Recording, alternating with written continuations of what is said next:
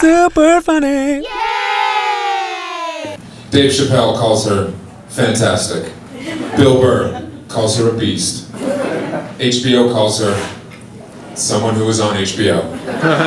Ladies and gentlemen, start clapping right now for my old friend, the very wonderful MAIJA DIGIORGIO!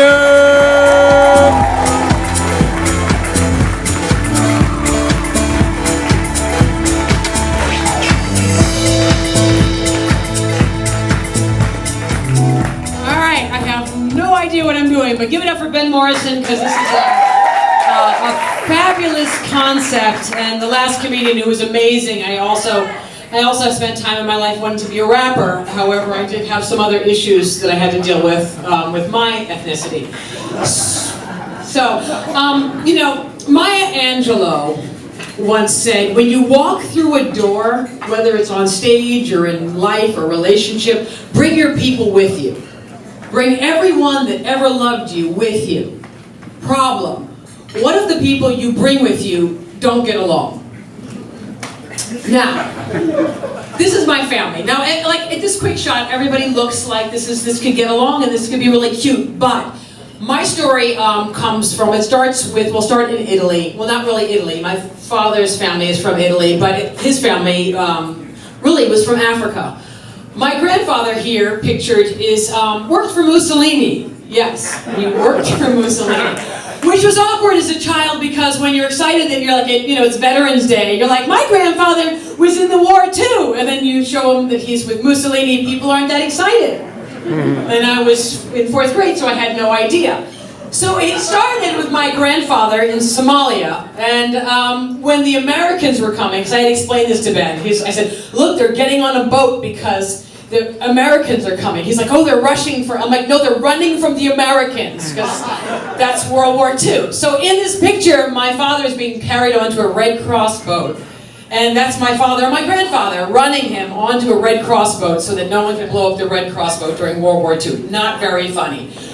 Even the Somalians were like, get the hell out of here, because the Americans are coming. So now they all got on a boat. This boat ride was a little more leisurely, except for the creepy nuns that were in the back of this photo. But this is my grandfather in the photo. They went back to Sicily and were greeted by the Godfather family. This is what the Italians looked like in old Sicily. Not only was it the Godfather family, but the twins from The Shining happened to be in the shot as well. I don't know who these cousins are, but this is what they do. So needless to say, my family is very Sicilian. This was before they left from America. It's my father and his knickers. And they were a very immigrant family that wanted to come to America. And my grandmother was dragging my father there and some random girl to the boat to leave Sicily to go to Brooklyn. And she talked about Brooklyn like it was the most beautiful place on earth. I'm telling you, this is like, I'm seriously, people spend thousands of dollars, save their entire life to visit Sicily. You couldn't get my grandparents to leave Bensonhurst, Brooklyn to save their life. Now, my father is an only child from a Sicilian house, and I'm talking very Sicilian. My grandparents' house, this is the kind of thing it looked like. They wanted everything they saw in the American pictures, and they wanted it in gold, apparently. So they had, this is a traditional Italian house of what it looks like in every basement of their house. Notice they have plastic fruit everywhere. It's very much like the Latino culture. There are Jesuses everywhere. Jesus holding plastic fruit. Fusion together, and of course, no Italian household would be complete without the plate from Florida. Everybody I know has a crazy plate from Florida. Now here's the conflict. My parents didn't really think about what they were getting into when they got married, you know? Everyone loves like culture mixed up families because it's really hip, but you have to know what you're doing. You know, my father had no idea. He was an only child of a Sicilian household. He married my mother, a black woman. They would have been more welcoming if my grandparents, if he brought home a gay vampire. Do you know? We made this sauce with no garlic, just how you like.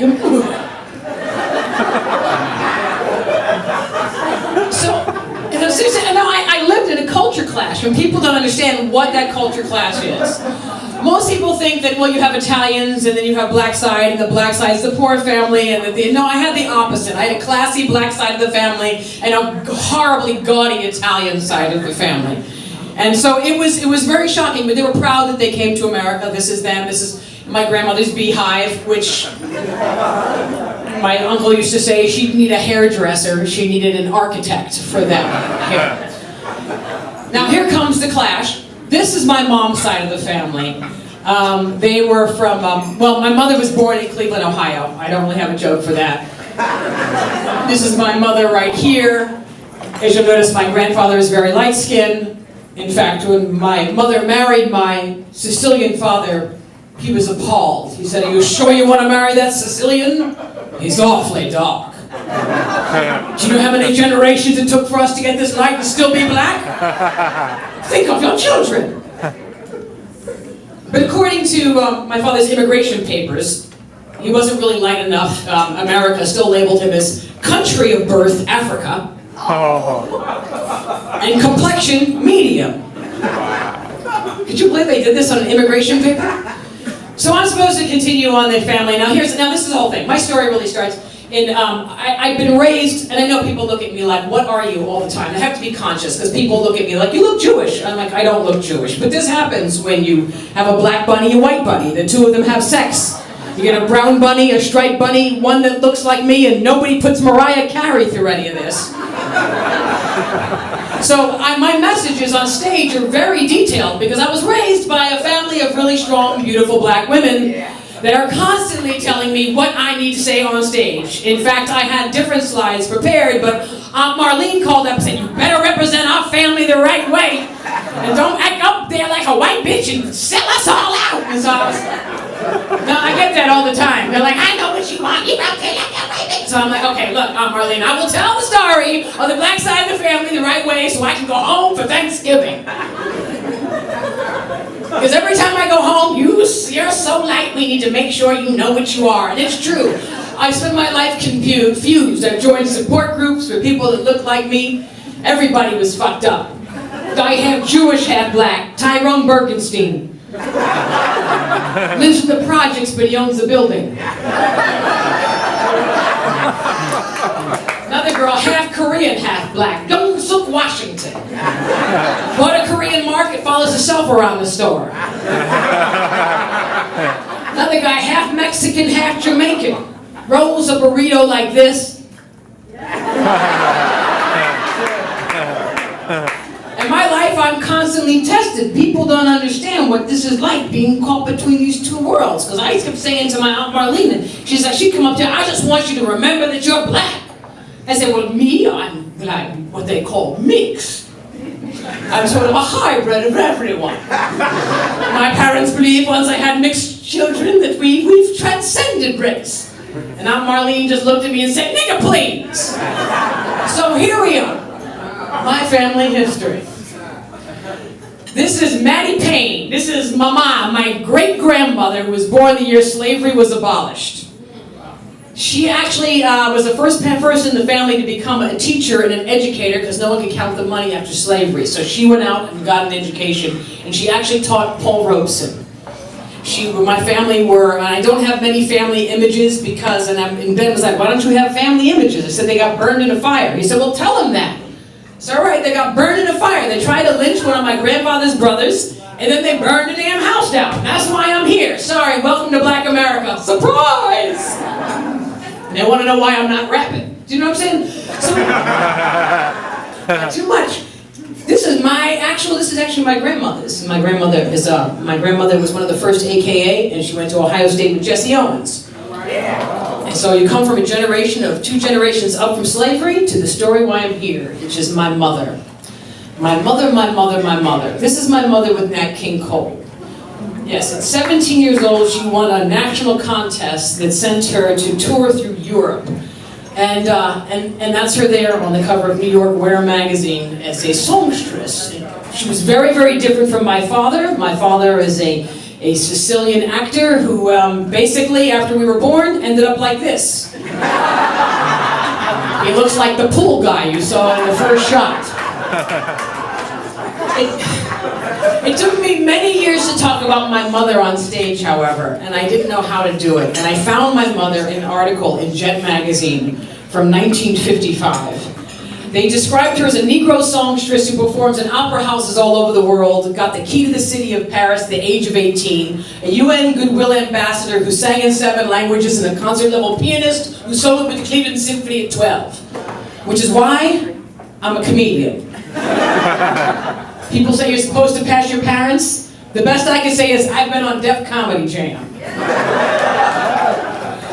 Ben wanted me to show you how etiquette my mother was. She was a singer that sang, but she was very much like a Shirley Bassey. So she always had numbers where she was always told stories before the songs. They drink wine called manzanilla with their lunch, and their husbands and their fiancés meet them.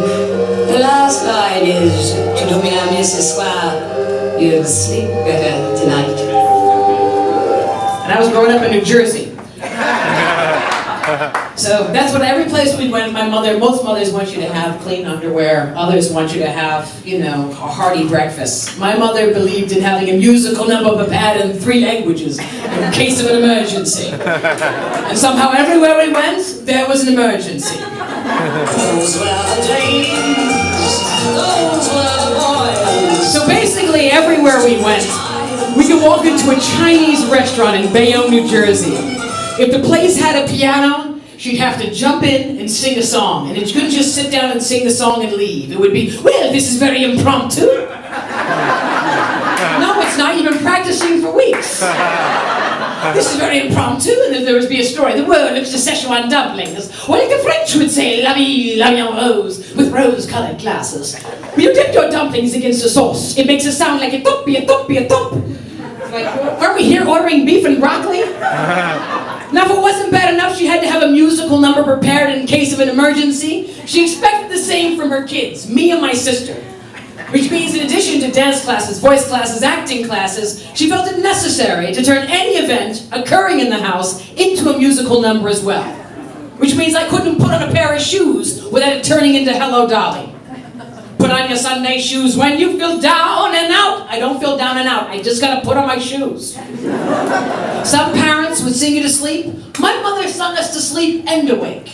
Every morning at 6 a.m., she'd greet us bedside with a brand new production number. Good morning, glory. Hey there, stop that yawning. A brand new day is dawning. Pull up the shade, let the sun come through. I used to dream of roosters. They were quieter and less dramatic. You don't understand, she had a song even as a cure for any ailment. I could fall down and scrape my knee. We're gonna rouge your knees and pull your stockings down, ba-dum, boom, ba-ba, and all that jazz. And I'd be like, Mom, she wouldn't even just do the verse, she'd do the whole damn song. Start the car, no whoopee spot, where the gin is going up and up. Mom, I'm bleeding. Like there was no escape. Even if I tried to escape, everyone in the family played an instrument, and my uncle was a Tony Award-winning tap choreographer.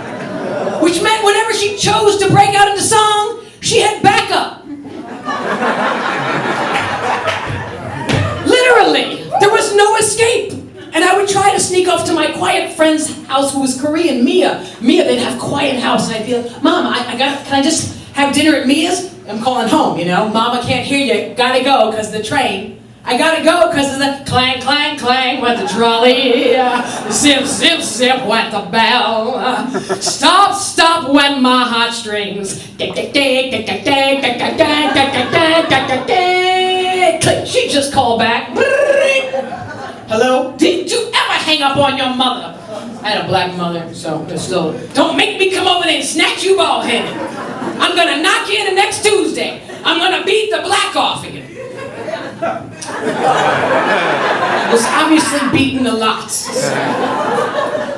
That's my time, guys. And I just want to do one little last piece. I'll just play a little piece of my mom because Ben wants me to have a piece of my mom. We'll find 4 limbs of a tree and build 4 walls and the floor will bind it over with leaves and dark inside can stay.